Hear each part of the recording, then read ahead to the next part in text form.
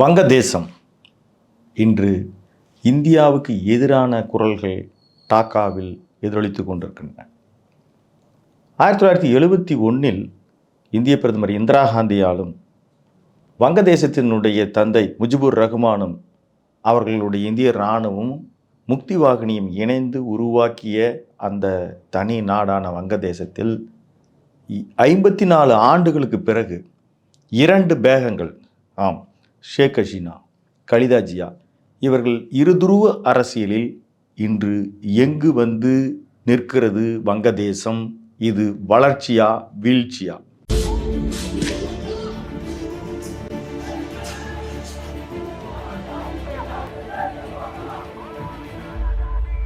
ஷேக் முஜிபுர் ரஹ்மான், ஜியாவுர் ரஹ்மான் 2 பேரினுடைய படுகொலைகள், அதற்கு பிறகு அவர்களுடைய வாரிசுகள் அரசியல் களத்திற்கு வருகிறார்கள். வங்கதேசத்தின் தந்தையான ஷேக் முஜிபுர் ரஹ்மான் அதிபராக அவர் செயலாற்றி கொண்டிருக்கிற பொழுது 1975 ஆகஸ்ட் 15 அன்று குடும்பத்துடன் அவர் கொல்லப்படுகிறார். அப்பொழுது ஜெர்மனியில் படித்து கொண்டிருந்த அவர் மகள்தான் ஷேக் ஹசீனா. அதற்கு பிறகு ஜியாவுர் ரஹ்மான் அதிபராகிறார், விடுதலை வீரர், இராணுவ தளபதி.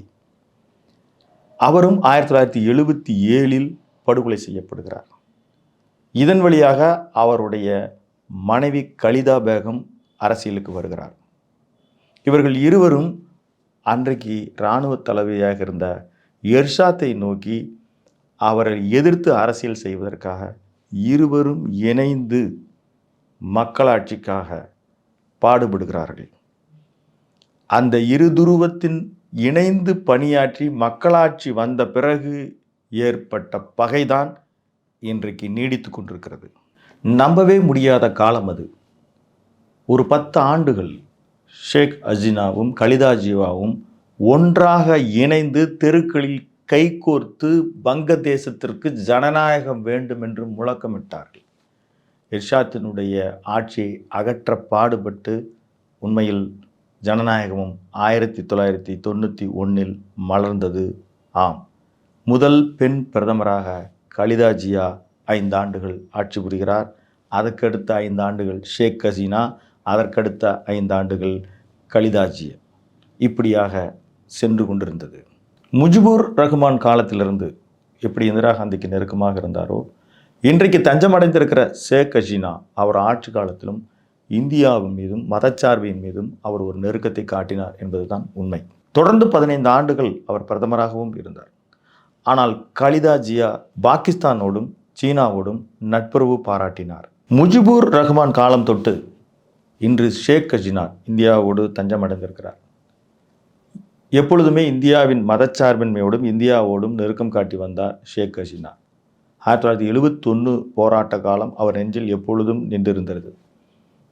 இந்த போராட்டத்தில் கலந்து கொண்டுவதற்கு இப்பொழுது 2024 அவர் கொடுத்த ஒரு இடஒதுக்கீடு தான் இப்பொழுது அவருக்கு பிரச்சனை ஏற்பட்டது. கலிதா ஜியா எப்பொழுதும் பாகிஸ்தானோடும் சீனாவோடும் நட்புறவு பாராட்டினார். அது அவருக்கு பெரிய இடைஞ்சலாகவும் பலகாலம் அவர் ஒருவரை ஒருவர் மாற்றி வீட்டு சிறையில் வைப்பதற்கான ஒரு நிலைமையும் ஏற்பட்டது. கலிதா ஜியாவினுடைய மகன் நாடு கடத்தப்பட்டார்.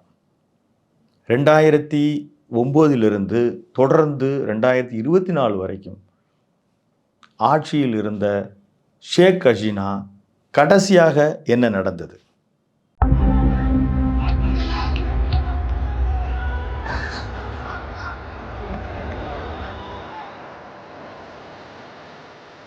டாக்கா பல்கலைக்கழகம் எப்பொழுதுமே ஒரு புரட்சிக்கு வித்திடுகிற இடம். அங்கு மாணவர் சங்க தலைவராக இருந்தவர் ஷெரீப் உஸ்மான் ஹாடி.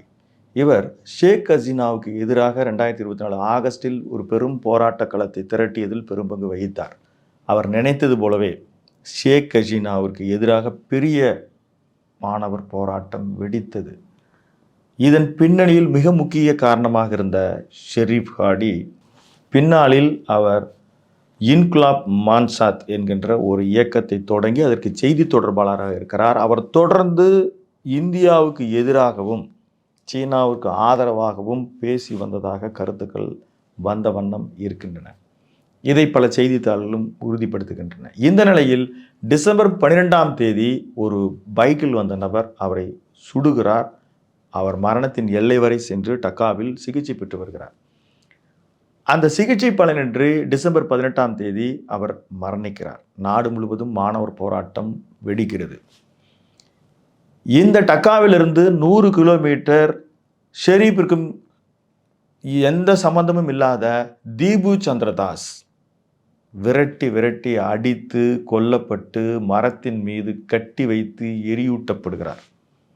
இவர் ஒரு மத தீவிரவாதமாக பேசினார் என்கின்ற வதந்தி முதலில் வந்தது. இதை அங்கு ரேபிட் ஆர்மி என்று சொல்லக்கூடிய அங்கே இருக்கக்கூடிய மிலிட்டன்ஸ் அனைவருமே இதை இப்பொழுது மறுத்திருக்கிறார்கள். என்ன காரணத்திற்காக அவர் எரியூட்டப்பட்டார், கொல்லப்பட்டார் என்று இதுவரை நீதி கிடையாது. ஆனால் அவர் ஒரு இந்துவாக இருந்தார் என்கின்ற காரணம் அது மட்டும்தான் வெளிப்படையாக தெரிந்திருக்கிறது. கலிதா ஜியாவினுடைய ஆட்சி காலத்தில் ஷேக் ஹசீனாவின் மீது ஊழல் புகார் சொல்லி அவர் வீட்டு சிறையில் வைப்பதும் அவருடைய வாரிசுகள் நாடு கடத்தப்படுவதுமாக தொடர்ந்து நடந்து கொண்டு தான் இருந்தது.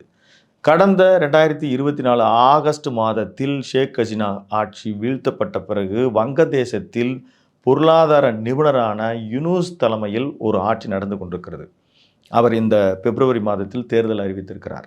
ஷேக் ஹசீனா இந்தியாவில் தஞ்சமடைந்த பிறகு அவர் மீதும் ஊழல் குற்றச்சாட்டுகள் சொல்லப்பட்டு இப்போ தண்டனை சொல்லப்பட்டாலும் கலிதா ஜியா விடுதலை செய்யப்படுகிறார். அவர் விடுதலை செய்யப்பட்ட பிறகு தரீக் அன்சாரி என்று அவருடைய மகன் வெளிநாட்டிலிருந்து அங்கு வங்கதேசத்திற்கு வருகிறார். அவரை யூனுஸ் பொறுப்பு வகிக்கும் அதிபரானவர் வரவேற்கிறார்.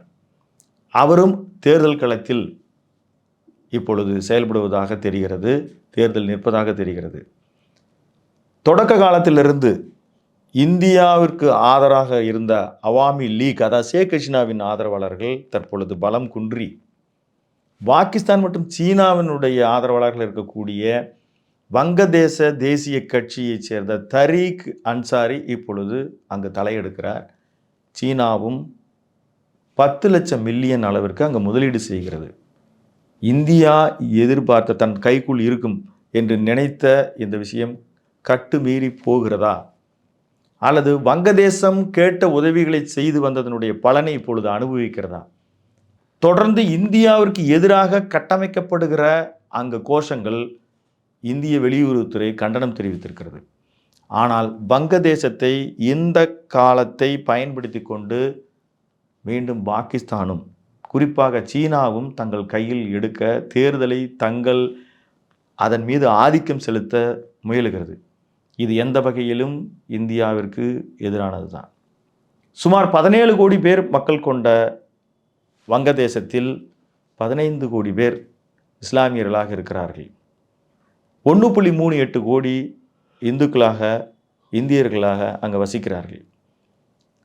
கடந்த 10 வருடத்தில் 10% இருந்த இந்துக்களினுடைய எண்ணிக்கை இப்பொழுது 7% குறைந்து வருகிறது. தொடர்ந்து அங்கு இந்தியர்கள் வசிப்பதற்கு வாழ தகுதியற்ற ஒரு நாடாக மாறிக்கொண்டே இருப்பதையும் வழிபாட்டு தலங்கள் தாக்கப்படுவதையும் கண்கூடாக பார்க்கிறோம். இந்த ஜனநாயக ரீதியான தேர்தல் 2026 ஒரு புதிய ஆட்சியை மலர செய்யுமா அல்லது மேலும் ஒரு கடினமான சூழலை ஏற்படுத்தி தருமா? பொறுத்திருந்து பார்ப்போம்.